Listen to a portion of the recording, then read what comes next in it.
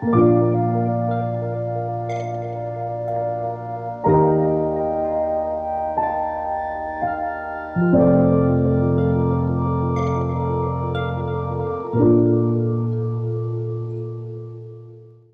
sequência, nós passamos a palavra para o Marcelo, que vai fazer o resumo do capítulo 12, recrudescência. Cadê o Marcelo? Ah, está ali. Espera aí, deixa eu pular aqui. As lutas recrudescem. Marcelo, seja bem-vindo. A palavra está com você, meu irmão. Muito obrigado, Gi. Muito obrigado, Laudes, Vânia e a todos que aqui se juntam a nós. Então, esse capítulo 12, como a nossa Gisele trouxe, as lutas recrudescem. Nos fala das primeiras horas da noite, quando a instituição espírita abrindo as suas portas, as pessoas de toda a ordem, os atormentados de toda a ordem, ali estavam entrando. Pessoas com depressões, com problemas de dinheiro, de recursos, falta de dinheiro, paranoia, esquizofrenia, enfim, os inquietos do nosso planeta, que de uma certa forma somos todos nós, né? Indo todos à reunião doutrinária, muitos deles com aquela falsa percepção de que o espiritismo é uma pílula que se recebe para resolver os problemas, como se fosse uma solução de fora para dentro, né? Eles naturalmente, muito natural, ansiavam por receber o socorro, mas como se fosse uma espécie de passe de mágica, é como o Manuel Filomeno de Miranda nos traz, né? Nestas ideias ainda muito equivocadas a respeito da doutrina espírita. Mas o Consolador prometido por Jesus, como o Manuel Filomeno de Miranda nos traz, tem um outro propósito. Ele nos convida a uma autoexaminação, para que a gente possa chegar a um entendimento melhor das nossas próprias ações negativas e fazendo, através desta reforma íntima, trocando as ações equivocadas por ações mais enobrecedoras, como logo nos primeiros parágrafos Manuel Filomeno de Miranda nos traz. Mencionando também que Jesus, quando elucidou que o Paracleto, ou seja, a doutrina espírita, viria para repetir algumas palavras que foram esquecidas e trazendo coisas novas que não poderiam, à época de Jesus, serem entendidas.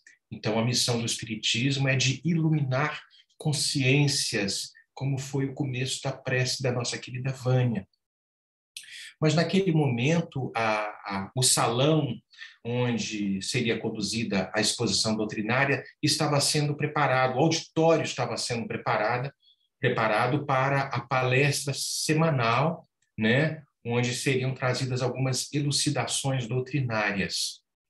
E a oradora do momento, que estava ali preparada, que iria fazer a palestra, muito inspirada, né, Manuel nos fala isso, né, trouxe o capítulo 5 do Evangelho segundo o Espiritismo, falando sobre as causas atuais e causas anteriores das aflições, questões de grande atualidade que ela, com muita lucidez, conduziu o raciocínio, despertando, sem dúvida, a emoção e a reflexão de muitos que ali estavam.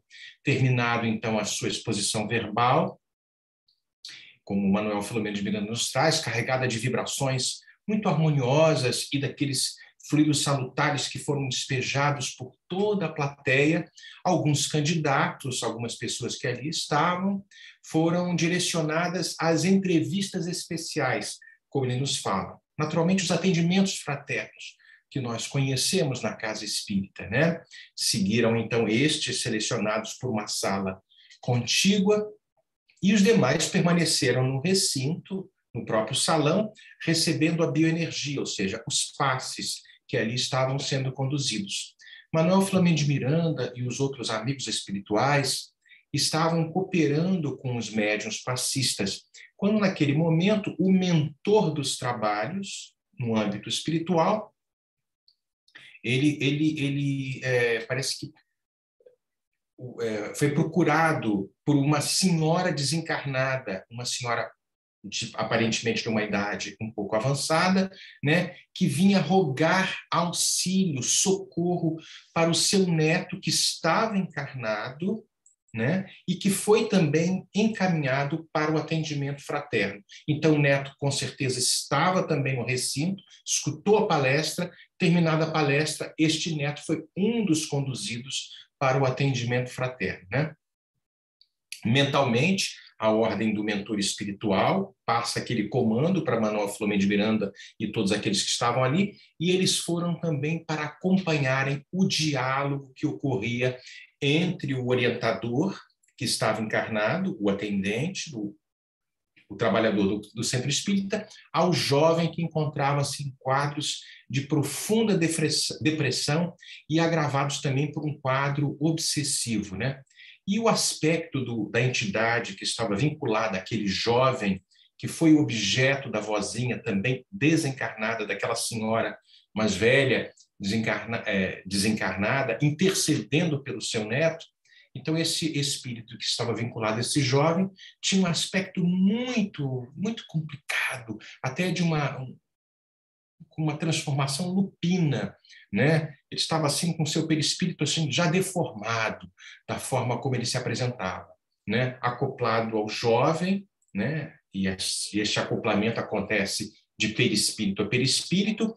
Aquele espírito beneficiava-se das energias, exaurindo as energias do jovem, retirando estas energias através dos chakras genésico e cerebral, ao mesmo tempo que esse espírito obsessor o induzia a uma tentativa de suicídio. O jovem, muito aturdido, desequilibrado, não conseguia formular muito bem as palavras, naturalmente, naquele atendimento fraterno que se dava, o pensamento um pouco desconectado, e o ouvinte ali estava muito atento, naturalmente. Ele expôs que estava sob um tratamento psiquiátrico, usava drogas muito fortes, tentando reverter um processo depressivo, mas ainda encontrava-se numa situação muito complicada. Estava disposto a parar aquela terapêutica, né? Mas ainda encontrando algumas dificuldades. Aí é nessa situação que a avózinha, aquela senhora mais velha desencarnada, ele explica ao jovem, contando para o atendente, que ele teve um sonho com a avózinha dele que estava desencarnado. Na verdade, era a senhora que fazia a intervenção para que, naturalmente, o menino assistisse à palestra e fosse encaminhado depois para o atendimento espiritual.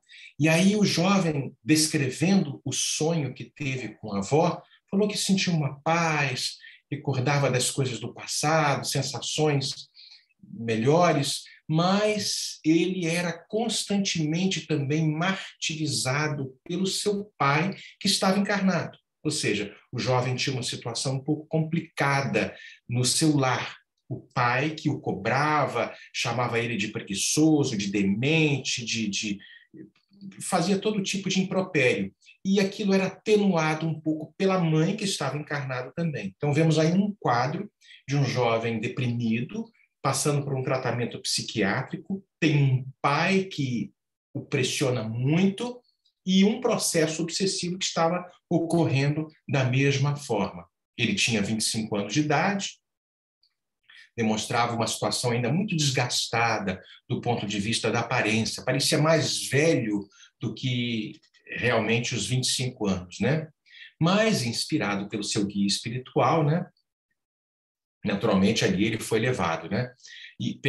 Inspirado pelo guia que conduzindo os trabalhos, o atendente que estava conversando com o jovem começa a trazer algumas situações, conversa com o jovem expôs a situação dele com muita dificuldade, e o atendente fraterno ali fala: meu filho, nem toda doença é realmente da forma como a gente imagina, não é realmente apenas uma doença, né? Como você ouviu na palestra, existem naturalmente situações talvez de um passado, de uma existência anterior, que estejam, sem dúvida, atrapalhando com isso. O atendente explicou, tentou trazer algumas situações relacionadas a esta semeadura que estamos todos livres para fazer, mas a colheita um dia teremos que também fazer, e explicou algo nesse sentido, né? E disse também que, às vezes, as depressões, no caso o jovem sofria de uma grande depressão, é uma das formas pela qual a divina consciência, a divina providência permite que ocorra numa forma de ajustar os nossos débitos morais, porque a culpa que muitas vezes carregamos, adormecida na consciência, às vezes aquilo ressurge, gerando os conflitos perturbadores, as situações complexas e proporcionando naturalmente as questões obsessivas que se dão. E aí o atendente ali do jovem, aquele trabalhador que estava ali na casa espírita, fala que muitas vezes há adversários furiosos que não perdoaram, acoplam-se a este processo com as questões de ódio, com as questões que às vezes nos empurram para as questões do suicídio e tudo mais. Mas o atendente falou, não desanime, porque agora pode ser que comece uma nova fase para a sua vida. Vá tomar os passes, comece a ter leituras edificantes, mude a sua postura de viver, faça força. Lógico que Manuel Filomeno de Miranda descreve com muito mais beleza, e ele, no final, dá um fecho. Se o suicídio fosse realmente a solução, né, seria a negação de tudo que nós sabemos, que a vida continua. Então, você se suicidar é simplesmente agravar o problema muito mais do lado de lá, porque é uma espécie de covardia, fugindo deste bom combate que precisa acontecer. Então, pediu para que passasse a sala de passes, como eu havia mencionado, e se beneficiasse das questões da bioenergia. Ele seria muito bem ajudado, seria melhorado e por aí vem, né? Mais tarde, um pouquinho, ato contínuo, na verdade, é como nos traz o capítulo, o Dr. Bezerra, em espírito, conversa com a avózinha daquele jovem, que estava confiante nos trabalhos da casa, e ele nos traz que o jovem seria atendido, que não lhe faltaria o atendimento, que eles iriam, durante o sono, trazer o menino a uma reunião mediúnica que iria acontecer no âmbito espiritual. Naturalmente, aquilo tudo iria acontecer, né? Então,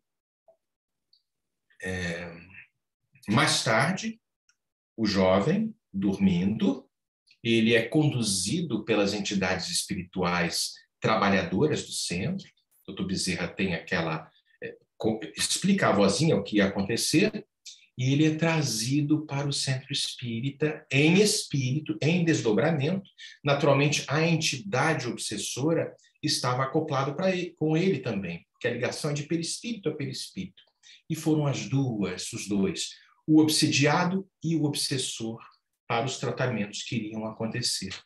O mentor daquela reunião, o generoso Hermano, como Manuel Filomeno de Miranda nos fala, com a programação toda dos trabalhos, convida a médium Celestina, que também em desdobramento iria dar passividade ao espírito que estava obsediando aquele jovem naquela situação. E aí nós vamos perceber que houve uma situação muito interessante, muito interessante mesmo, né? Por meio dos passes dispersivos, Dr. Bezerra, ele desacopla o paciente, ou seja, o espírito obsessor do menino, né? E aí cria mais ou menos a imantação junto da médium Celestina. E aí o espírito obsessor parece que dá um grito, né? O que se passa? Meu Deus, o que se passa? Imagina o grito que deve ter dado, né?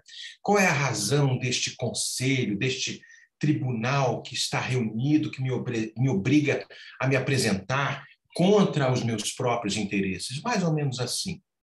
E aí, com uma voz muito doce, muito bondosa, o mentor vai e esclarece. Não se trata de coisa nenhuma, não é isso que você está pensando. Isso é uma reunião fraternal, de diálogo, de esclarecimento. Como o amigo não ignora, há um intercâmbio entre os dois lados da vida. A vida continua e aqui nós estamos a serviço de Jesus para libertá-lo das questões relacionadas ao sofrimento que você vem por decênios ainda vinculados, né? Nessa situação teimosa, obsediando este jovem, né? E o espírito fica revoltado. Como é que vocês podem falar isso, né? Eu sou aqui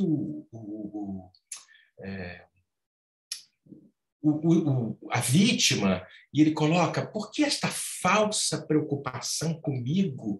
Eu sou a vítima que experimentou a perversidade deste jovem, né? Em dias muito distantes. E ele vai e conta a história de que os dois eram irmãos. O pai desencarna, deixa os recursos, né? Eles eram irmãos de sangue. E o irmão mais jovem, mais velho, perdão, que era um menino agora, de nome Raimundo, ficou responsável por gerenciar o dinheiro, os recursos, mas se apossou dos recursos e deixou este outro irmão, em uma outra vida, à míngua, e ele cai na rua, nas drogas, numa situação complicada. Ali traz alguns detalhes. E, num determinado momento, ele desencarna, acometido por diversas situações. Tentou de todas as maneiras recursos legais para poder reaver um pedaço da fortuna, do dinheiro que o pai havia deixado, mas o outro irmão, que agora é reencarnado como Raimundo, e jovem, passando pelo processo de obsessão, havia, na época, comprado as pessoas, as questões terríveis que ocorrem. E, num determinado momento, o espírito do irmão, vinculado agora numa outra existência ao jovem Raimundo, numa tentativa de revide e de vingança, vincula-se a ele.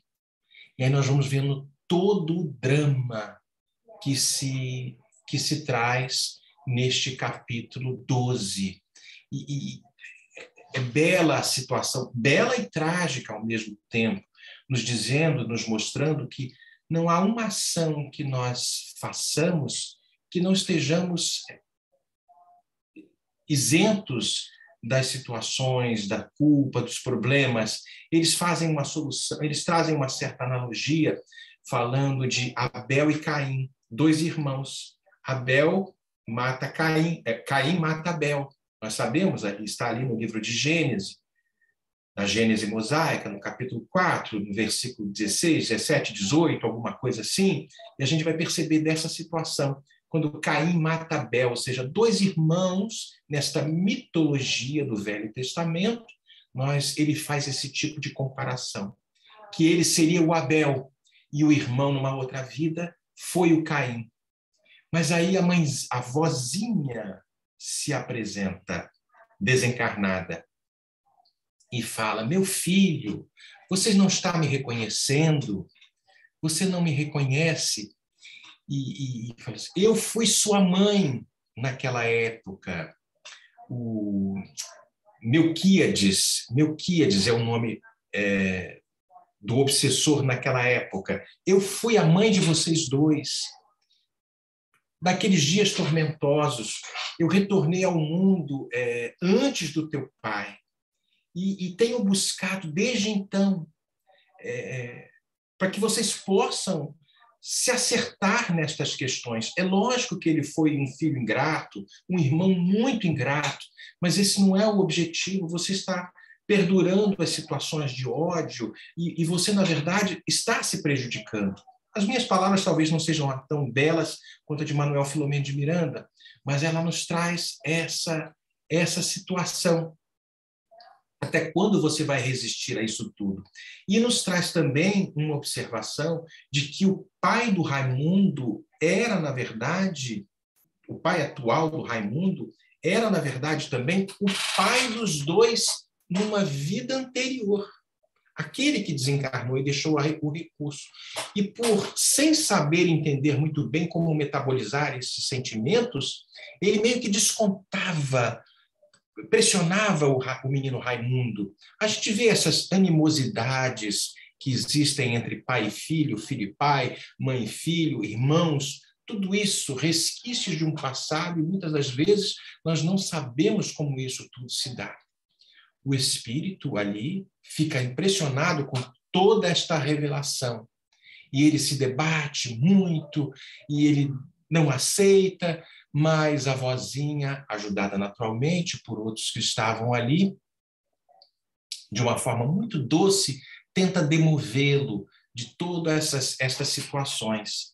E o espírito ali fala: vocês não sabem a minha dor, esse desespero me enlouqueceu, eu odeio com todas as forças do meu coração este homem, este Raimundo, né? Eu anelo arrebatá-lo ao mundo espiritual, ao mundo das sombras infernais, porque aqui eu pego ele na curva, aqui eu vou trucidá-lo, né?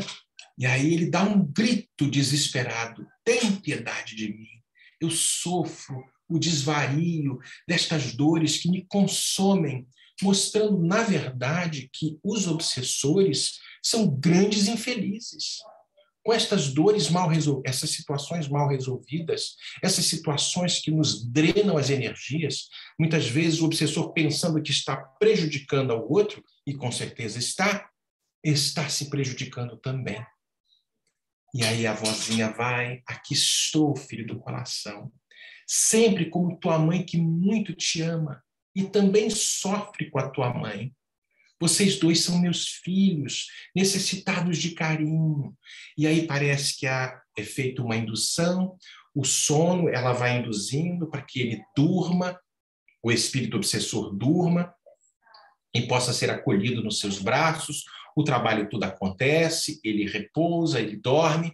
No final daquilo tudo isso acontece no mundo, no âmbito espiritual. Nós vamos ver o menino Raimundo, desmembrado do sono, participando desta reunião. Ele, participando daquilo tudo, como um observador, termina o obsessor desacoplando-se do menino, do Raimundo, e depois o doutor Bezerra vai e conversa com aquele Raimundo, né? Hoje tem início um dia diferente, um amanhecer diferente na tua existência. Toda a dor, por mais se prolongue, tem que alcançar um determinado momento de cessação. O amor é a lei do universo, o Bezerra fala, né? E ele fala para o menino Raimundo, que iria despertar mais tarde, né? Você vai enfrentar ainda alguns transtornos depressivos e que faz jus, olha só, e medite nisso. E aí ele coloca isso, porque a gente quer aquela solução imediata, aquela pílula que a gente toma e o problema resolve. Já viram Espírita Doril? Espírita Doril é o seguinte: teve uma reunião, melhorou, sumiu. A gente brinca aqui, Espírita Doril, meu Deus do céu. E então ele vai e conversa com Raimundo. E Raimundo, você vai despertar, não vai lembrar muito bem das coisas no dia seguinte. Mas aí nós percebemos a grandeza e a beleza, grandeza não é a palavra, a importância do sono, de um sono bom.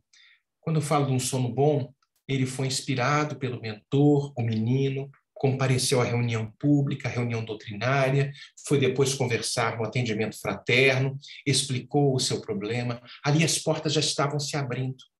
A vozinha que apareceu, todo este processo, todo um trabalho de intervenção para o nosso bem-estar, para o nosso crescimento, para a nossa felicidade. Vejam a importância de como é bom o sono, preparar-se para o sono. Isso é um adendo que com certeza os nossos amigos vão trazer as suas especificidades. Era mais ou menos esse resumo, talvez ele não esteja assim com a melhor qualidade, mas agradeço muito a paciência de vocês. Muita paz. Imagina só, então, quando é que você estiver na sua melhor qualidade, Marcelo. Se já foi tão bom ouvir você hoje. Como disse a Andréia aqui, vou ler o comentário dela. Marcelo dramatiza a história, muito bom, dá para vivenciar o enredo, e realmente, muito bom. Obrigada, viu, meu irmão? Obrigado. Agora nós vamos passar para a nossa querida Ângela, que vai fazer as primeiras considerações a respeito deste capítulo. Seja bem-vinda. Obrigada, Gi.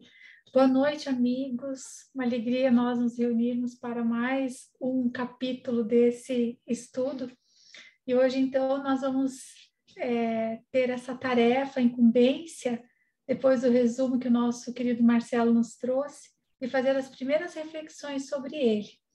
Depois nós passaremos aí o bastão para a querida Ju.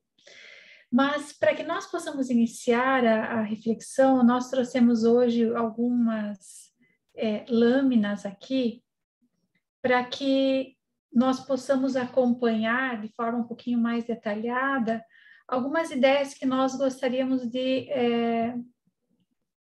trazer aqui. Ficou a tela cheia, Gi? Ficou com os quadradinhos do lado esquerdo. Vai e volta. Ah, ok. Mas eu acredito que dê para acompanhar. Tá dando para ler os slides? Dá. Sim. Então tá. Então eu vou seguir assim mesmo para não mexer tanto aqui naquilo que eu não sou muito hábil. Então, como nós vimos no capítulo, ele vai nos falar sobre essa realidade que está ali colocada como esse acontecimento que o benfeitor narra, mas é muito provável que todos nós nos identifiquemos de uma certa maneira com isso que foi descrito aqui, seja na condição daqueles que já experimentamos ou estamos experimentando essa experiência vivendo essa experiência de um adoecimento emocional, psíquico, ou até na condição daqueles que são procurados, né? Porque esse irmão ele foi levado a uma casa espírita e pela inspiração aí da vozinha para que ele pudesse encontrar esse auxílio. Então, o primeiro aspecto que o benfeitor traz aqui para que nós possamos refletir é justamente essa condição em que as pessoas chegam à casa espírita, né? E quando ele descreve ali alguns dos transtornos que ele cita que naquele dia estavam presentes naquelas pessoas, nós vamos ver que ele dá uma ênfase àquilo que o próprio atendido, esse que é o alvo da reflexão no capítulo, ele apresenta esse quadro depressivo. E aí nós vamos tentar definir de forma bastante breve, porque não é o nosso foco, mas de que aquilo que é conhecido por depressão, né, ou na definição clássica dentro do compêndio de psiquiatria, que o episódio depressivo maior, ele tem uma configuração própria em que ele é definido assim. Então, nós vamos ver que ele é caracterizado por algumas alterações, em linhas gerais, do humor, do afeto, da vontade, do pensamento. E essas alterações todas que configuram esse quadro, elas vão se instalando dentro de um tempo. E aqui o próprio compêndio de psiquiatria diz que esse tempo é de 2 semanas.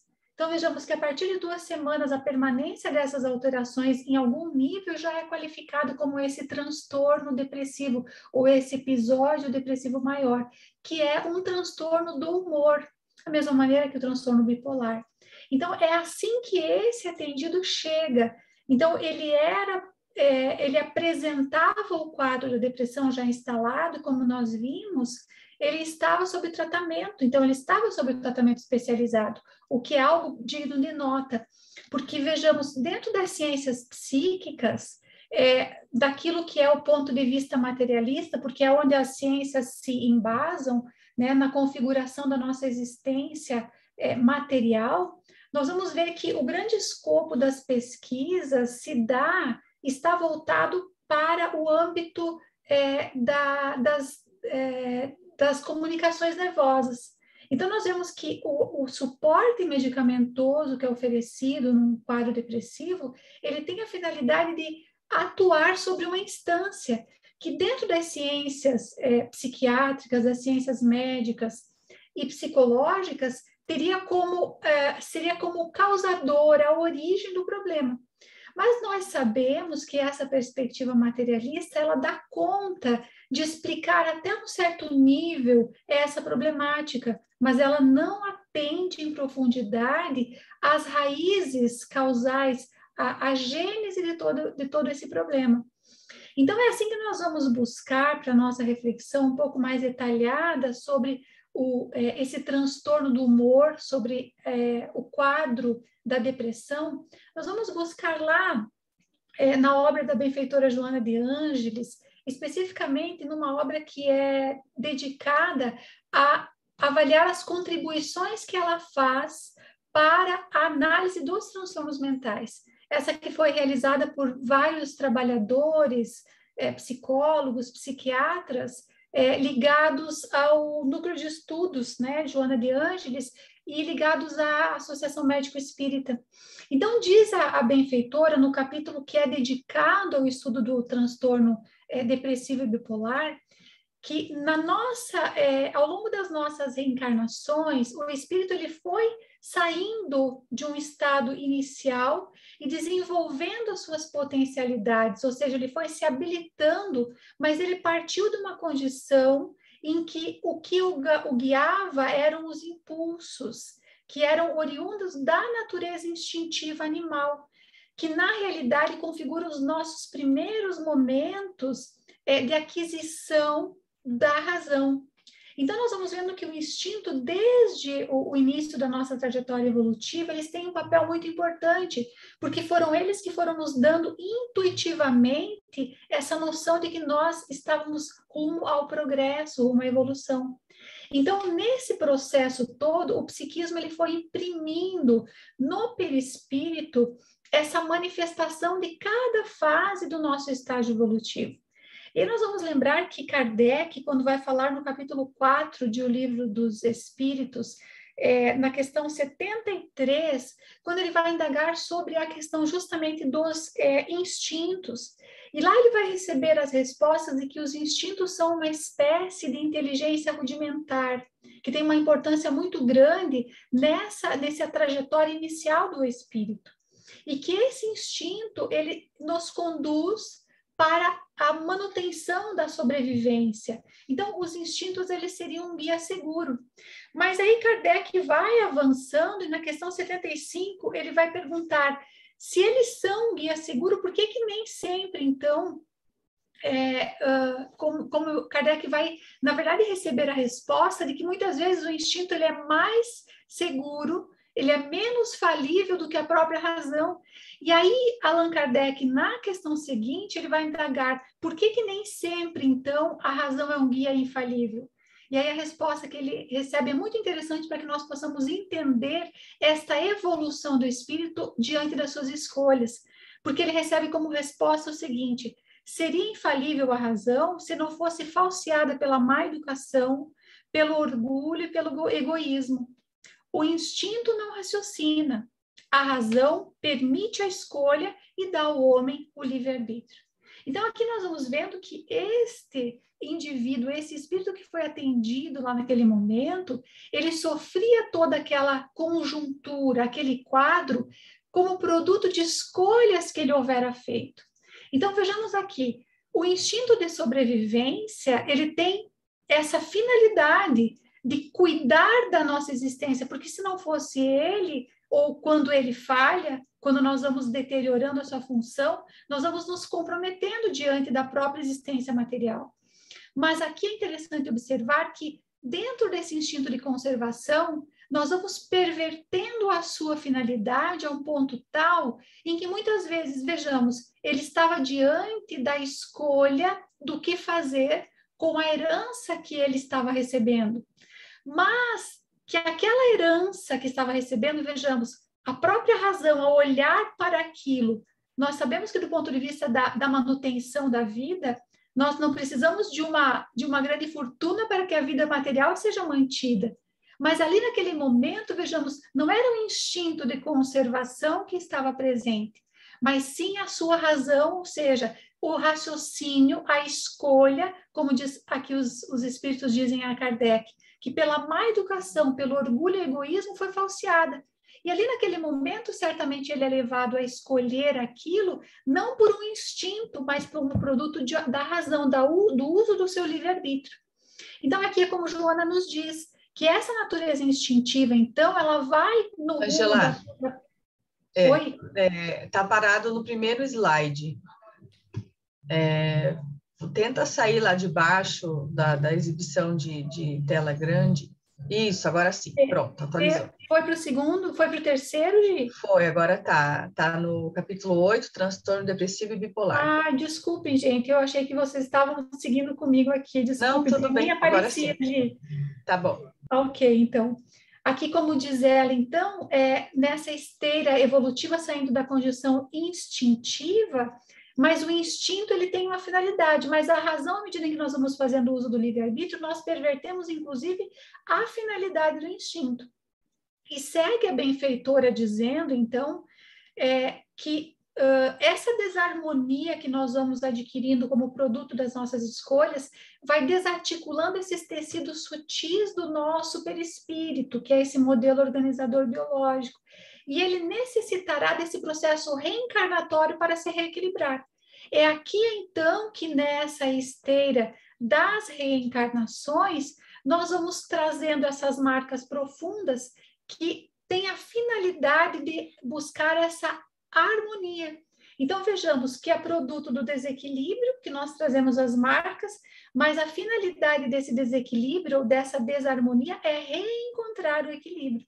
E aqui é interessante porque diz ela que dessa maneira nós teremos a manifestação dos mais variados quadros de doenças físicas e mentais, o que inclui, então, os transtornos depressivos e bipolares. E diz ela que esses arquivos, essas reminiscências que se apresentam, então, como a melancolia e outros receios que ela coloca infundados, vão desestabilizando o ser e eles precisam ser liberados. Então, como produto dessas escolhas, nós vamos gerando esses quadros de desarmonia como um efeito diante das próprias leis divinas. E essas dificuldades, quando elas vão sendo vencidas, ao mesmo tempo em que nós estamos diante de um patamar de desafio, produto da nossa escolha, mas vencendo essa dificuldade, nós vamos nos promovendo, ou seja, nós vamos descobrindo um potencial muito grande que nós somos portadores. E diz ela, então, que dentro desse capítulo dos transtornos mentais, a hereditariedade, como nas ciências psíquicas, como é um componente muito importante, é assim que nós vamos, quando estudamos mais detalhadamente esses transtornos, as ciências já investigaram e investigam de forma muito profunda a hereditariedade, como uma das causas, né, da gênese de todo esse processo. Mas aqui nós vamos vendo que dentro da contribuição que o Espiritismo nos traz, a hereditariedade já é o resultado, ela não é causa do próprio processo evolutivo. Então, diz a benfeitora que o espírito ele é atraído para a conjuntura genética e psicossocial em sintonia com as suas necessidades profundas de evolução. E a partir do que a sua nova existência lhe constituirá desafio a superar a fim de melhorar a si mesmo. E é no momento, então, da fecundação que ele vai imprimir nas primeiras células, esses fatores necessários ao seu reajustamento. E é exatamente isso que nós vemos dentro desta história que o benfeitor Manuel Filomeno de Miranda nos narra.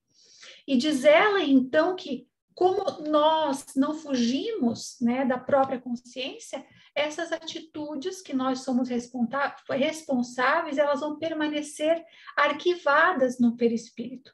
E aí nós vemos, então, que nesse processo, isso vai constituindo o nosso próprio inconsciente. E ela vai nos falar algo que nós gostaríamos de trazer à reflexão, porque ela vai dizer que existe uma configuração própria do momento em que nós vivemos, que há uma compreensão de que não estar depressivo seria viver como uma espécie de obrigação de alegria contínua. E ela vai fazer algumas ponderações muito importantes para que nós possamos configurar melhor do que é quando se está falando de um quadro depressivo. Porque quando nós confundimos um quadro depressivo com uma tristeza, por exemplo, nós vamos ter dificuldade porque se cria, diz a benfeitora, esse estado de apelo constante, uma alegria que não é própria, que não faz parte da nossa realidade. Então, diz ela que essa obrigação da alegria, que é um intenso estímulo às conquistas externas, ao ter, ao parecer, que em si mesmas são vazias e não preenchem o ser de objetivos reais, que depois de fruídas levam ao tédio e ao estresse. É isso que muitas vezes nós observamos dentro dos próprios consultórios psicológicos, que existe uma busca muitas vezes não de lidar com um quadro depressivo instalado, mas aquilo que é entendido em muitos momentos como um desequilíbrio, porque as pessoas não desejam enfrentar mais os próprios desafios existenciais, como se, ao serem colocadas diante de uma angústia, de uma aflição próprias da vida, isso devesse ser anulado. Então, como nós podemos entender o próprio indivíduo se superando, herdeiro das suas escolhas, que ele não se deparará com angústia e aflição, elas fazem parte da existência. Então, configura um quadro alterado quando ele atende a alguns critérios. Isso é muito importante, porque a benfeitora, ao fazer essa distinção, ela vai dizer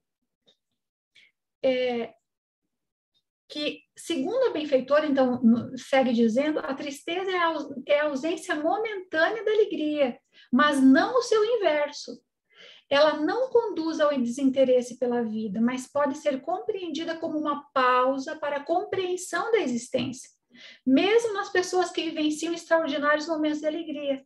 Então, vejamos que interessante isso que ela nos coloca, porque em muitos momentos a ideia de viver plenamente alegre, como ela vai seguir dizendo, viver permanentemente alegre de modo frívolo é uma forma de alienação da realidade, ou seja, igualmente patológico, pois a vida exige seriedade, esforço e trabalho para ser vivida de forma edificante. Então, a alegria irresponsável vai desviar as pessoas, inclusive, da sua responsabilidade. Isso é importante para a nossa reflexão, dentro daquilo que nós fomos refletindo, porque quando esse jovem adentra pela inspiração da vozinha à casa espírita, ele estava configurado naquele quadro de transtorno de humor depressivo, e ali existia uma patologia. E essa busca por algo e nós sabemos que pela inspiração existiam ali conflitos muito maiores envolvidos, não estava adstrito apenas a obter uma anulação daquela emoção da angústia, daquele sentimento da angústia, de um quadro de tristeza profundo, porque se assim fosse, nós poderíamos imaginar que o estado ideal para a humanidade seria de viver nessa alegria que a benfeitora fala, quase que frívola. E essa não é a ideia. A ideia de lidar com um quadro depressivo ou com um transtorno emocional qualquer é de ser conduzido ao universo íntimo. Essa é a finalidade dessa proposta. E entrando nessa especificidade do raciocínio, nós vamos ver, e aí nós encontramos na obra da nossa benfeitora Sueli, transtornos mentais, na verdade, uma leitura espírita, e que nós, quando lemos esse capítulo 12 e fomos aportar na obra da benfeitora, nós, em realidade, pensamos aqui que esse capítulo todo, a obra que ela escreve, é quase que uma leitura do capítulo 12 que nós estamos fazendo. Do início ao fim, ela vai fazendo uma avaliação tão profunda que é como se nós estivéssemos diante de um estudo tão detalhado do que acontecia com aquele jovem. E ela vai dizer, então, que as enfermidades mentais, nós temos que lembrar, com a contribuição do Espiritismo, que elas são efeitos e não causas. E diz ela que essa é uma das profundas e importantes contribuições que o Espiritismo tem para clarear os problemas humanos. E ela vai nos dizer que a chave, então, para ampliar o raciocínio todo está justamente na reencarnação, como nós sabemos. Então, tanto as distonias mentais como as patologias orgânicas, elas vão ser o resultado de ações desequilibradas do espírito, ou seja, no seu passado próximo ou remoto, o que nos torna vulnerável do ponto de vista, então, da nossa conduta negativa. E isso, num primeiro momento, vai levar-nos a reconhecer que nós somos o próprio autor daquilo. abrindo a percepção para essas zonas que ela coloca como mórbidas no nosso psiquismo, que vão se refletir no perispírito e vão ficar registradas no corpo físico posteriormente. Por isso que hoje as ciências psíquicas, ao se debruçarem sobre a própria fisiologia ou a neurofisiologia, a neuroquímica cerebral, vai encontrar as distonias, mas isso já como efeito. E diz a nossa querida Sueli, seguindo esse raciocínio, dizendo que nós devemos ter em mente que esse perispírito ligado ao corpo, na encarnação, por essas redes de vibrações nervosas, dirige toda essa potência que tem a finalidade de nos equilibrar. Mas que há um componente muito importante nesse quadro que ela vai nos levar a refletir, que é o remorso. Então, diz ela que o remorso é um dos mais avassaladores sentimentos e que no estado de desencarnação de um espírito pode chegar a enlouquecê-lo. Veja que ela coloca aqui já não mais no quadro do reencarnado, mas daquele que está desencarnado. E que sendo essa um sentimento tão avassalador, ele pode levar o espírito a reencarnar num quadro vibratório bastante precário. E então, do ponto de vista excitado, deprimido, alucinado, desesperado. E ele vai, então, carregar para o corpo essas predisposições que vão acentuando esse desequilíbrio nervoso. Então, nessa configuração, ela vai dizer que essas intoxicações magnéticas, que vão redundar depois na doença mental, podem levar até com que ele tenha visões do seu passado em que delinquiu. E ali, então, existirá esse choque, que pode ser entendido em muitos momentos como uma possível obsessão.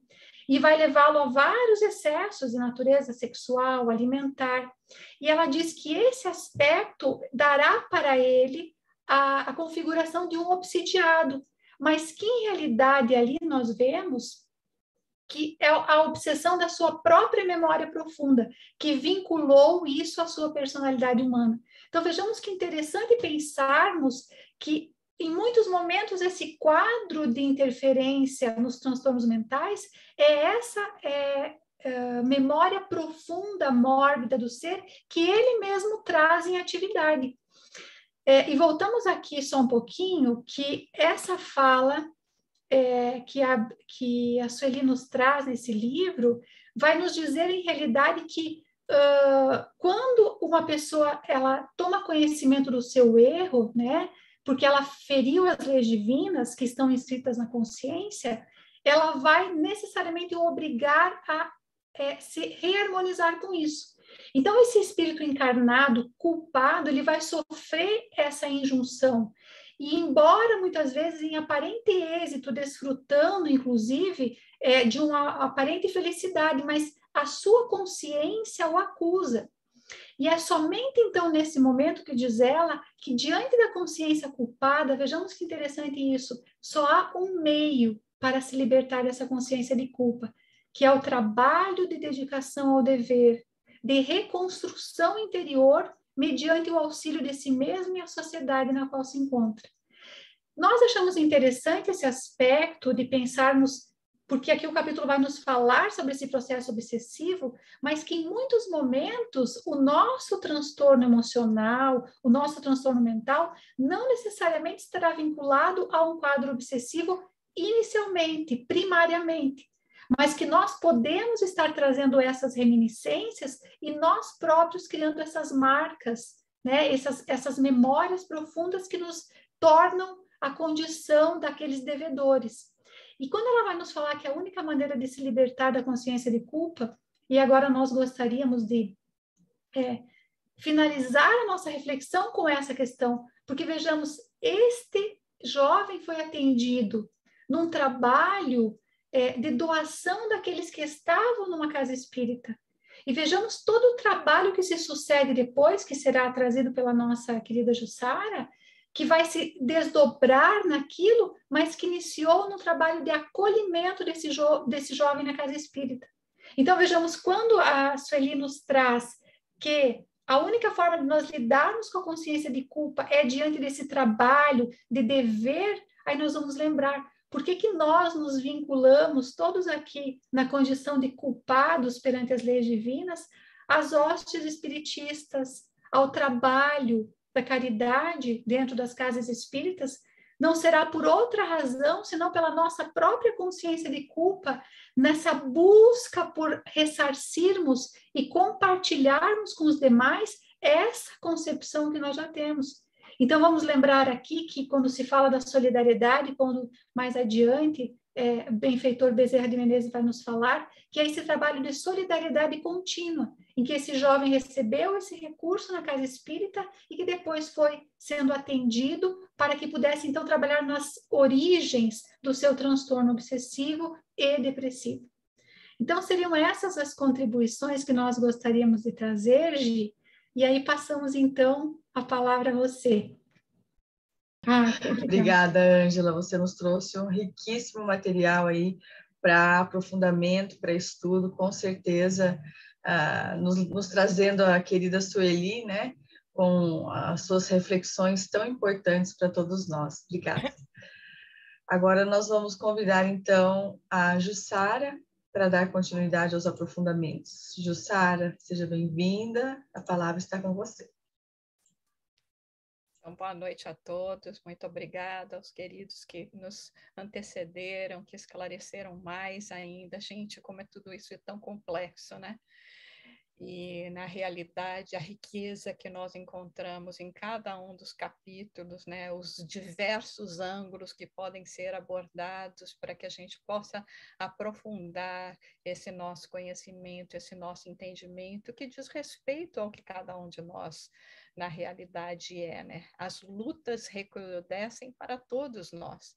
Nós estamos aqui numa busca, da mesma forma que esse jovem, pelos seus problemas, pela problemática que apresentava, foi intuído, foi assistido por aquele ser que lhe era tão caro, né, que ao quem ele era tão caro, para procurar ajuda espiritual, para procurar essa orientação.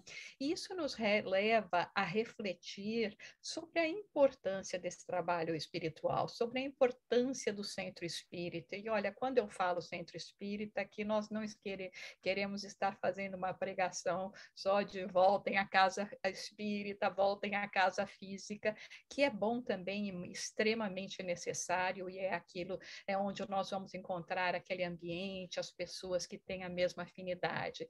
Mas nós podemos também, como em momentos que nem estamos agora, desfrutar desse mesmo ambiente. Basta que cada um de nós esteja realmente conectado, né, com tudo que está acontecendo e com os benfeitores, porque os benfeitores, eles vêm até nós se nós estivermos dando sintonia. O mesmo vai acontecer no centro espírita. Eu posso ir fisicamente num centro espírita e estar completamente com a minha mente alienada e não receber os benefícios. E muitas vezes, então, quando nós analisamos esse trabalho, gente, eu vou engatar aqui uma para a gente aproveitar o tempo, tá bom? Aqui sem respirar. Agora que eu notei, eu estou falando num fôlego só. Então, nós temos aqui, né, o benfeitor, né, que é Hermano, que programou todo esse socorro, né? Às vezes nós vamos ao centro espírita e pensamos, cheguei lá, tinha uma pessoa, leu uma página, fez um comentário, tomei meu passe. Não parece, pode até não parecer, né, principalmente para quem vai das primeiras vezes, pode até não parecer grande coisa, né? Pode até falar, como é que isso está me ajudando? E aí nós vamos entrar nesse trabalho, vamos entrar realmente como nos mostra aqui, né, tão profundamente, né, nos esclarecendo tanto Manuel Filomeno de Miranda sobre essa continuação dos trabalhos, né, no momento em que esse jovem necessitando de ajuda, seguramente porque tinha chegado o momento de ele ter um alívio no seu sofrimento, não só ele, mas quem sabe até mesmo o obsessor que estava conectado com ele. Então, todo esse caso que é atendido, tudo que acontece durante o quê? Durante a madrugada, durante o momento do nosso sono, durante aqueles momentos que não estamos fisicamente com esse corpo físico conectados a uma casa espírita, mas estamos espiritualmente conectados ao trabalho espírita. E como o Marcelo bem salientou, nós deveríamos refletir não somente a respeito da questão dessa importância do centro espírita, dessa importância desses momentos, da nossa conexão com o plano espiritual, mas também o nosso preparo na hora de dormir, né?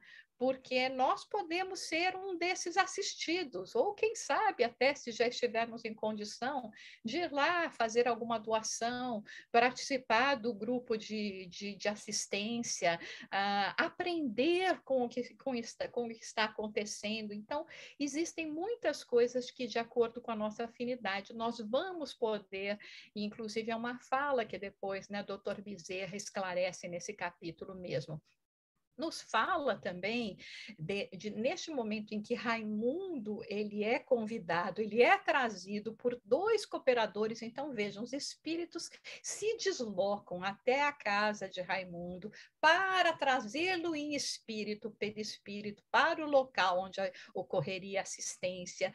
Nesse momento, né, nos explica Manuel Filomena de Miranda a respeito das questões da ligação, da conexão que existe de perispírito a perispírito. Quando nós temos, assim, estamos conectados com algum espírito através de uma influenciação, através de algum processo obsessivo mais ou menos grave, essa conexão, ela acontece, ela se enraiza, né, pelo próprio perispírito. Então, significa que aonde a gente leva o nosso perispírito, o espírito acompanha, né? Eu costumo até brincar, né, que quando você convida alguém para vir para a sua casa, você sempre tem que estar preparado para receber mais um, mais dois, mais três, porque a gente nunca vai sozinho, né? Por isso que o lar, então, eu já falei, acho que isso outras vezes, ele acaba sendo um lugar sagrado, né? E nós termos, assim, o cuidado também, né, para que a gente mantenha, assim, esse tipo de trabalho. Nesse momento que Raimundo, ele acorda, ele vê a avó que já fala para ele, esse vai ser um momento de muita significação para você, já convidando ele para não se assustar com o que está acontecendo, né? Naquele quadro, bem no quadro que a Ângela nos explicou, de um transtorno como ele sofria, esse transtorno é espiritual, não é só físico, né? Então, não importa se nesse momento ele está ou não com o seu corpo físico, que seguramente vai mostrar ainda mais os sinais da própria doença, mas também o espírito que está, nesse caso, sofrendo essas perturbações. Os passes que são aplicados, Dr. Bezerra, então, aplicando passes dispersivos para poder, assim, desenredar aquelas ligações que ocorriam para essa conexão, né, de perispírito a perispírito entre os dois, né, aquele que nós chamamos de obsessor, eu sempre falo, né, barra vítima, né, e aquele que é vítima barra, né, algoz, né, para fazer essa desconexão e conectá-lo a, no caso, inclusive uma médium para poder fazer esse trabalho. Qual é a primeira reação que esse espírito, né, o Melquíades, tem quando ele vê, ele se sente acoplado àquela médium e percebe aonde ele está de uma maneira também mais pungente, assim, né? Ele já logo imagina que ele está diante de um conselho tribunal. Que conselho tribunal seria esse, senão da sua própria consciência? Porque quando nós nos vemos assim descobertos, né? Até aquele momento, ele não estava vendo ninguém que, de repente, poderia estar fazendo qualquer espécie de crítica ao seu comportamento. Aí ele chega num ambiente que ele imediatamente sente as vibrações distintas da sua. E a sua consciência já lhe chama, já lhe acusa, né, que é aquele momento onde se inicia o atendimento fraterno. E doutor Bezerra, daquele jeito que nós vamos imaginar, né, logo chega, né, e fala, nós estamos aqui só para conversar com você, para libertá-lo do sofrimento, invoca o nome de Jesus, leva ele à reflexão a respeito da teimosia, que ele insiste, porque esse caso, como nós estamos vendo, ele vem acontecendo, sabe-se lá, talvez por séculos até. porque, de acordo com o que nós vamos ver aqui das ligações familiares, inclusive, provavelmente século. E Dr. Bezerra diz que não existe nenhuma justificativa para que ele continue essa perseguição a Raimundo, porque no próprio Renascimento ele já vem para progredir, para reparar, para se libertar do mal, porque é isso o maior objetivo da nossa reencarnação. É no momento, então, em que aqueles primeiros momentos desse diálogo, dessa recepção, de ele se sentir ou não acolhido, de tentar entender o que aquelas pessoas estão querendo fazer, né? Porque eram muitos os espíritos que estavam ali presentes, né?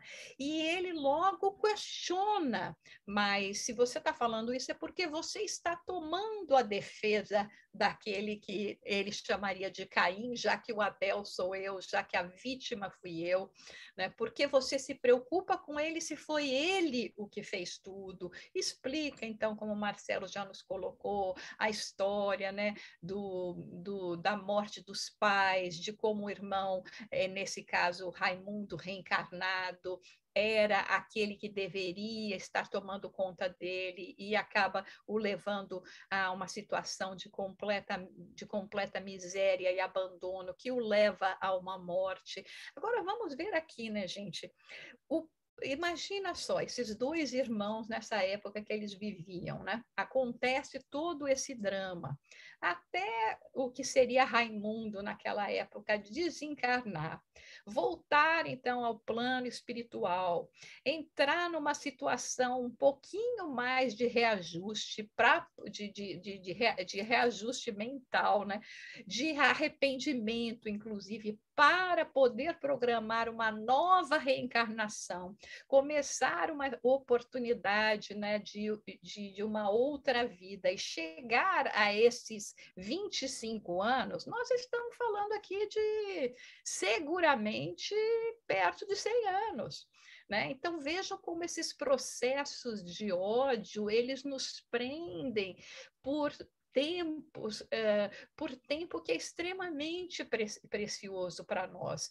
Melquiades descreve todo o horror que ele passou, que nós temos muito bem explicados, inclusive no livro Céu e Inferno de Kardec, né, sobre as questões de acompanhar seus restos em decomposição, a vampirização que ele sofre, porque ele voltou completamente dominado pelo ódio.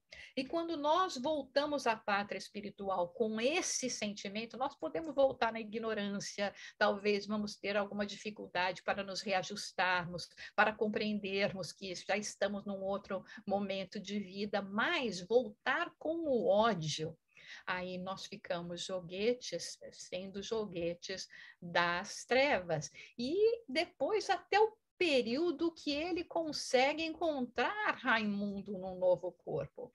Isso é muito interessante também, porque quando finalmente, né, a avó chega e começa a conversar com ele, ele explica, né, que não só, né, tinha essa situação dos dois irmãos, mas o próprio pai de Raimundo naquela encarnação também tinha sido o pai dele na encarnação em que Raimundo provocou todo esse drama.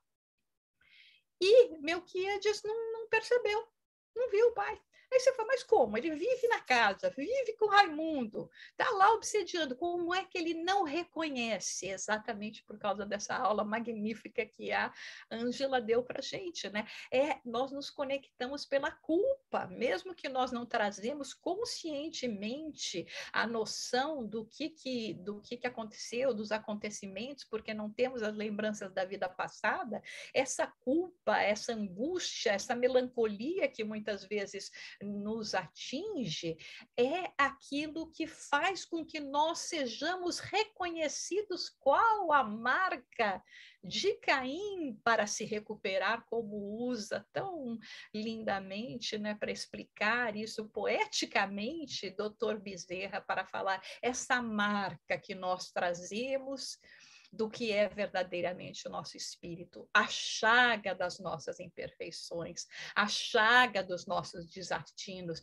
E mesmo que nós vemos este Melquiades agora sofrendo, como ele diz, não há dor mais doída que aquela que é fruto da traição de um irmão ambicioso e frio. Nós conhecemos as dores da alma, as dores da ingratidão, as dores de não sermos apreciados naqueles atos melhores que nós queremos trazer na nossa vida. E nós vemos aqui também como nos coloca toda essa situação, todo esse momento, né, em que está ocorrendo esse atendimento, também nos chama a atenção, Manuel Filomeno de Miranda, da própria situação da médium que estava, né, nesse caso, né, desdobrada no momento do sono físico, mas sentindo, né, o desequilíbrio, a dor desse espírito, né, e é por isso que nós sempre vamos recomendar para essa questão, né,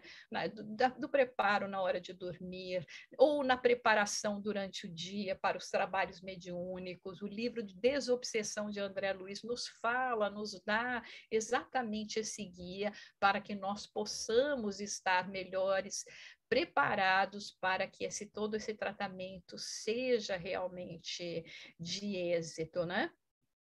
E chega o momento em que, com todo aquele diálogo, né, e aí nós nos lembramos, né, de Dr. Bezerra de Menezes, daquela história, quando ele estava numa reunião de atendimento aos espíritos necessitados, e aquele espírito muito endurecido, que no fim vira para Dr. Bezerra e diz, né, bondoso velhinho, né, não foram as suas palavras, mas os seus sentimentos que me tocaram a alma e que vão levá-lo a novas reflexões. Então, é esse mesmo doutor Bezerra que, lembrando a esse espírito sofrido, com a avó ali presente, dizendo do amor que ela sente e do amor que ela sente pelos dois, compreendendo que os dois encontram-se em situação infeliz, um porque causou o erro, o outro porque viveu aquele sofrimento, mas agora continua nesse círculo, colocando um círculo vicioso que poderá seguir caso não seja quebrado, para que haja, então, novos reajustes, um novo caminhar, um novo recomeço, né? E ele diz que não tem forças para perdoar. Mas Dr. Bezerra lhe convida a libertar-se ele mesmo, não se trata somente do perdão. E ele preocupado com a justiça, porque é o que também acontece conosco, né? Mas o que vai acontecer? Eu não estou vendo a justiça se manifestar.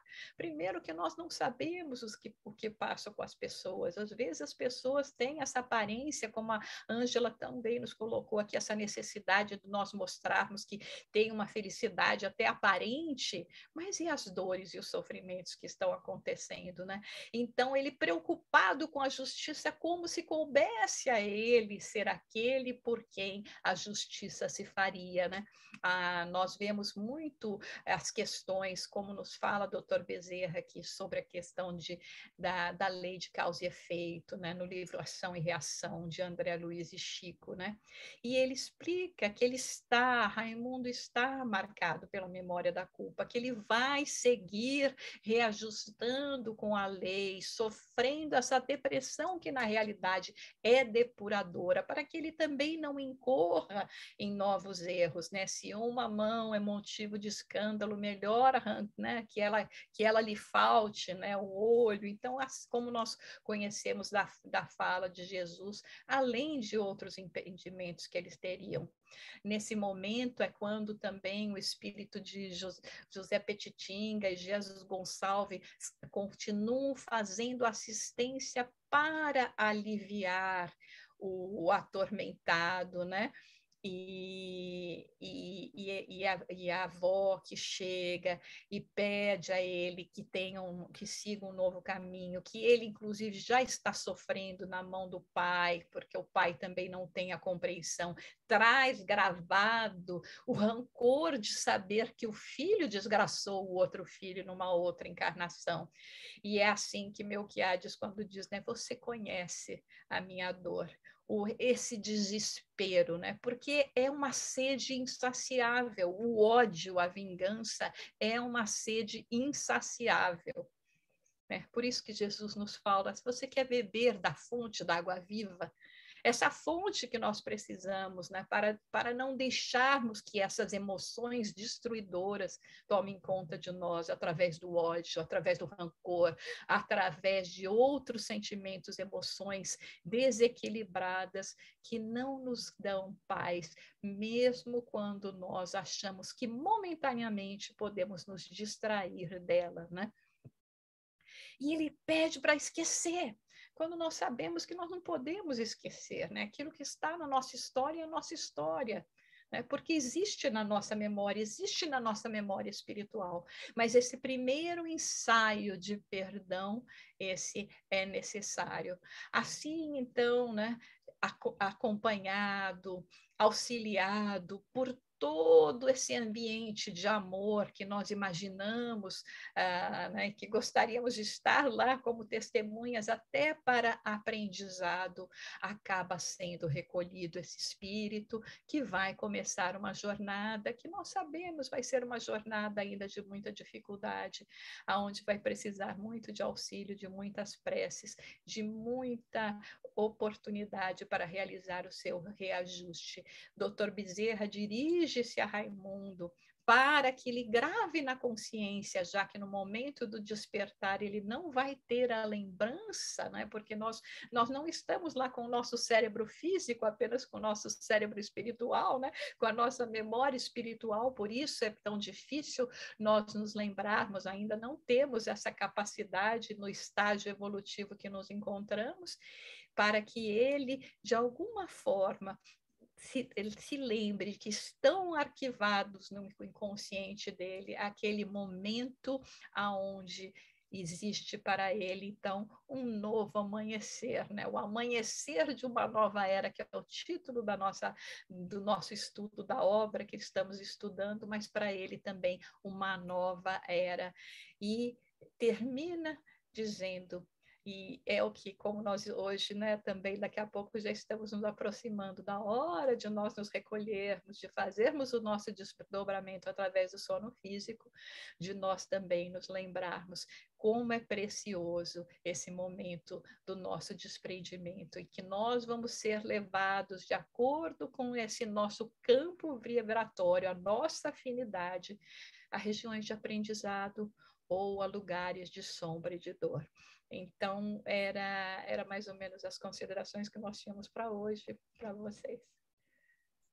Obrigada, Ju.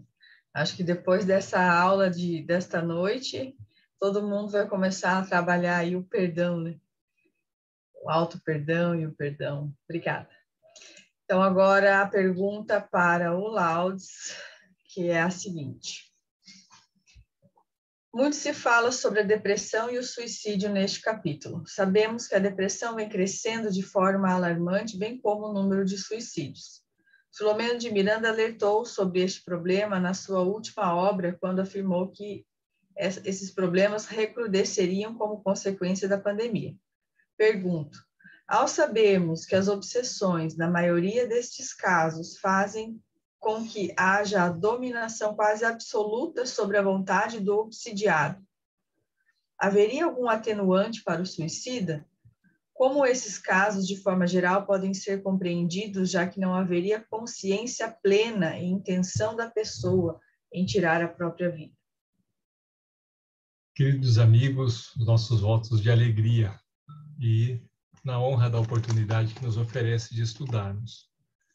A pergunta, ela é uma pergunta muito profunda, porque nós podemos pensar que numa mente onde nós desejamos ter uma clareza de todos os fatos que envolvem o suicídio, nós não podemos esquecer que seremos incapazes de tentar trazer a plenitude do que está ocorrendo, antecedendo esse fato do próprio suicídio.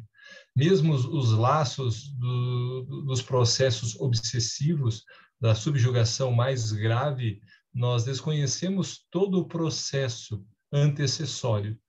Muitas vezes nós vamos pegar o processo obsessivo não sendo de jornadas passadas, mas sim por sintonias de conduta dessa própria existência. Muitas vezes, sim, temos traumas e vínculos que nos permitem as tomadas para oferecer essa ligação aos espíritos que vêm agora cobrar. Encontraram aquele que em jornada passada lhe fez causar grandes dores e sofrimento. E por uma visão equivocada, tentam procurar justiça com as próprias mãos, tentando extirpar a vida do corpo físico na imaturidade de saber que eles mesmos vivem em um mundo onde a vida permanece pungente. Então, o acontecimento se dá especialmente pela ignorância. Quando nós pegamos a aula de Ângela, de Jussara, que foi brilhante para nos falar a respeito da depressão, do remorso, da culpa, do perdão, mas para entendermos essa complexidade, penso que eu poderia trazer um ponto de vista, né? Talvez mais dessas aulas brilhantes que nós podemos escutar. Porque quando nós pegamos a respeito da depressão, não querer viver é diferente de querer morrer.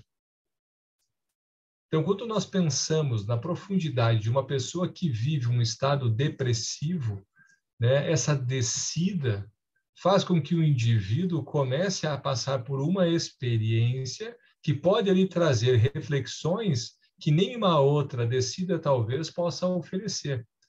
Agora, a dificuldade para conseguir descer neste poço, para conseguir pegar água pura e não ficar lá se batendo para criar lama.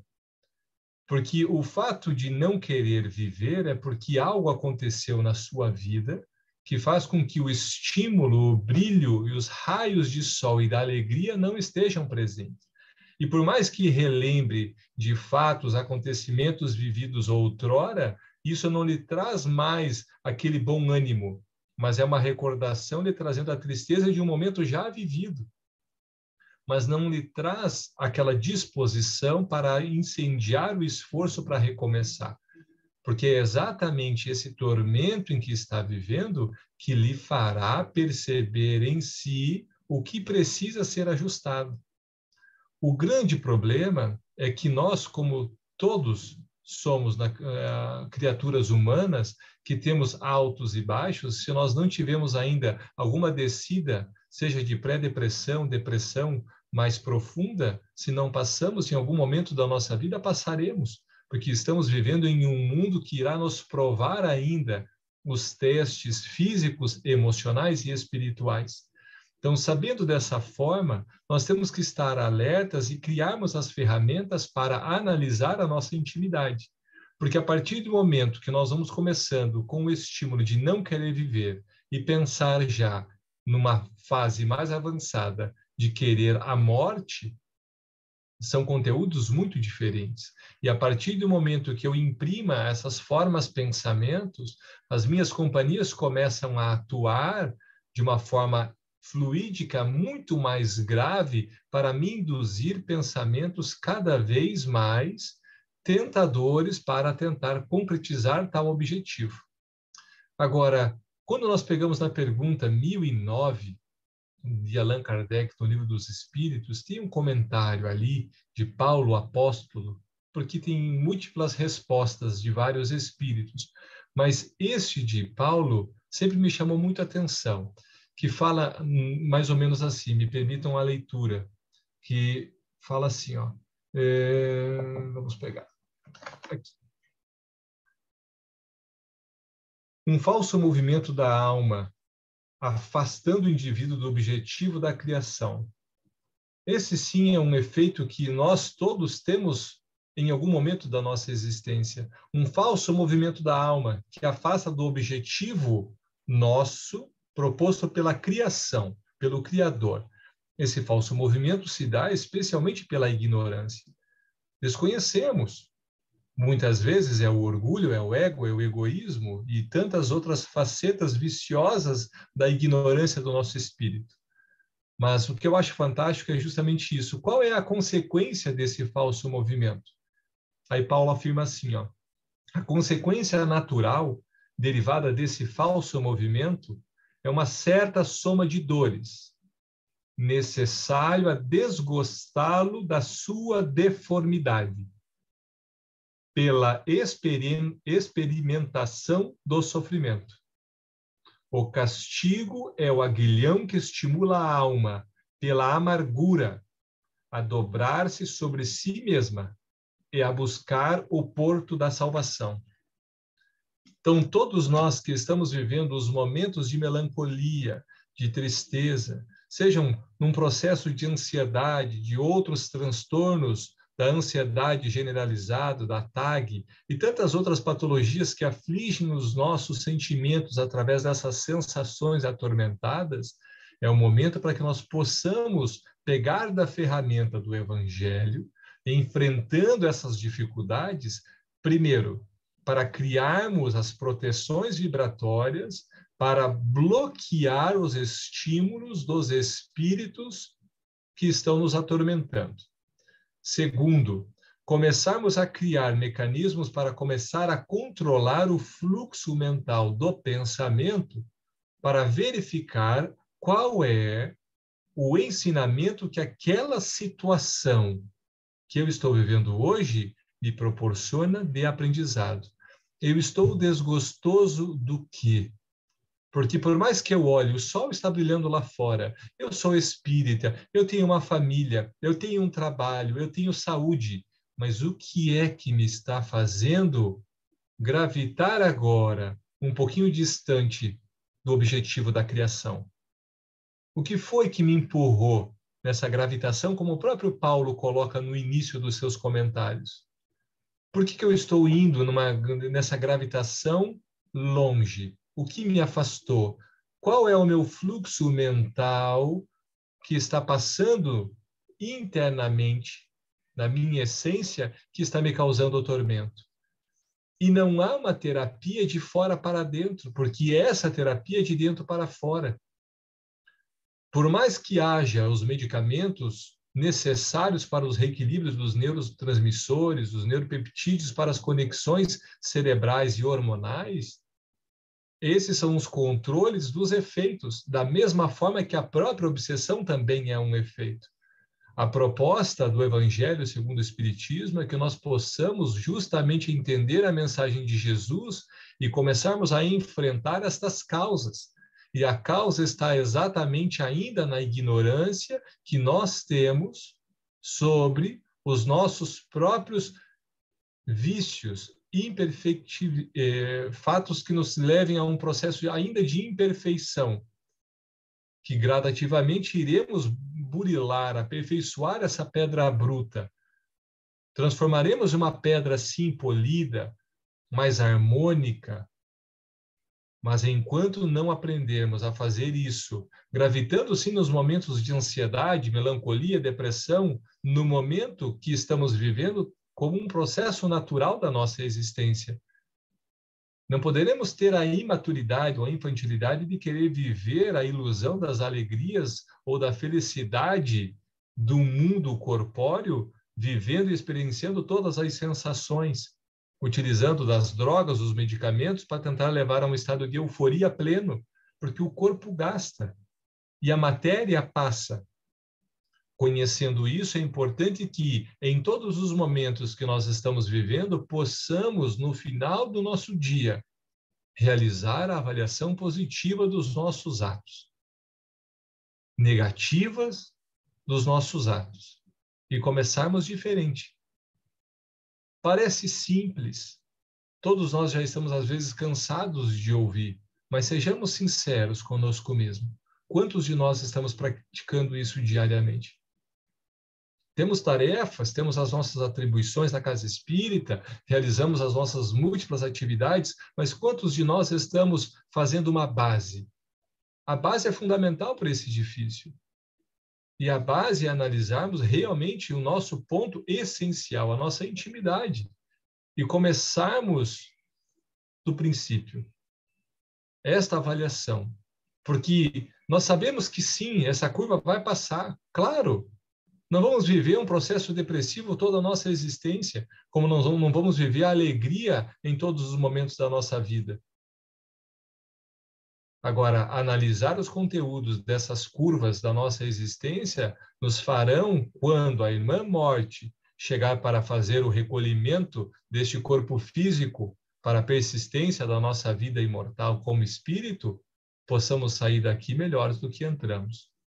Então, quando analisamos o processo obsessivo nesse estímulo final do suicídio, é importante compreendermos que nem sempre o depressivo está pensando em morrer. Ele está desgostoso de viver. Agora, é importante que ele identifique o porquê desse desgosto, porque o desgosto é com ele mesmo, por isso a dor, como Paulo nos ensina. E comece a buscar as saídas necessárias, porque quando começam os estímulos de querer morrer, aí os estímulos começam a intensificar, porque aí a tua mente não está sozinha. E as ferramentas nós também temos muitas hábeis, iniciando pela prece, iniciando pela construção do pensamento edificado. Penso que esses seriam os conteúdos que eu gostaria de compartilhar nessa pergunta que nos foi feita. No mais, a gratidão pela oportunidade. Muito obrigado. Nós que agradecemos, Laudes. Enquanto você falava aqui, eu lembrei uma vez que o Divaldo, num seminário em Feira de Santana, estava querendo lembrar o ano, mas assim que eu lembrar, eu envio nos grupos do WhatsApp o link dessa fala dele, que ele diz dos espíritos das pessoas que foram suicidadas. Quando eu ouvi, eu fiquei assim, ué, mas como assim, né, foram suicidadas? E aí ele vai se referir exatamente a respeito dessas obsessões tão profundas em que a pessoa perde essa capacidade da vontade de discernir, que elas acabam sendo conduzidas para um suicídio. Então, é bem interessante e vale a pena a gente ver e estudar também o que Divaldo nos traz a respeito disso. Sem dúvida. Cada qual trazendo a sua dose de responsabilidade, né? Menor ou maior, mas todos nós somos responsáveis pela nossa vida. Mesmo tendo esses momentos, né? Como o Divaldo fala, do indivíduo sendo suicidado, né? Ele tem as suas responsabilidades primárias que antecederam este suicídio, não é? De uma maneira indireta.